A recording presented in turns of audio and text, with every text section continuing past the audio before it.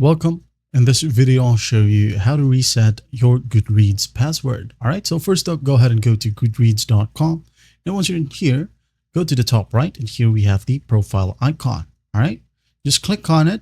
Now, once done, go to the option below, which says account settings. Just click on it and wait for the website to load. Now, once it loads, you're going to want to go to these tabs right here. As you can see, we have the account and notifications. Just click on it. Now in here, we can go ahead and click on edit login details. Okay. Click on it. And again, wait for the page to load. Now in here, just click on edit besides the password. All right. Click on it.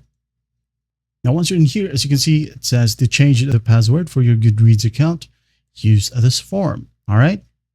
Now go ahead and type it down right here, your current password. And once done, enter a new password right here. And after that, just copy the new password to this section. All right. Once done, just click on save changes and you're good to go. Well, I hope this video helps and I'll see you in the next one.